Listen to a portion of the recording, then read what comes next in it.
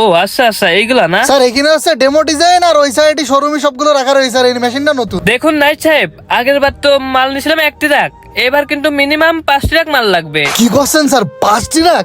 সমস্যা নেই স্যার, একটু সময় দিলে বানাই দেওয়া যাবে। সময় বেশি দিতে পারবো না, মাল কিন্তু বাইরে শিপমেন্টে যাবে। তো সময় মাত্র কিন্তু আপনাদের 15 দিন দেওয়া হলো, এর ভিতরে কিন্তু কমপ্লিট করতে হবে।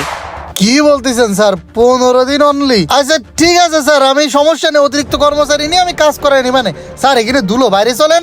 আর ওই চাটা কিছু খাবেন? না কিছু লাগবে না, এখানে কিন্তু কথা আরো একটা নাইট সাহেব। এখন কথাটা নাইট সাহেব হলো, এখন এটা তো বাইরে শিপমেন্টে যাবে, এখানে টোটালি আপনার মালটা পৌঁছানোর পরে টাকাটা দেওয়া হবে আপনাকে। এ আবার কি করছেন, পৌঁছানোর পরে টাকা? তারপরেও স্যার এতে তো 5-6 লাখ টাকা কাটই লাগবে, দেখে নেন অন্তত হাফ দেওয়া যায় কিনা। এইটা হলো আপনাদের সমস্যা, এতদিন ধরে আপনাদের সাথে কাজ করি, বিশ্বাস করতে পারলেন না এতটুকু। আচ্ছা বাদ দেন, না দিলে নাই। আমার বগুড়া একটা পার্টি আছে, আমি ওদের থেকে মালগুলো নিয়ে নিবো। না স্যার, অন্য বাড়ির থেকে নেওয়া লাগবে না। ঠিক আছে স্যার, সমস্যা নাই, আমি যে করে হোক আপনার মাল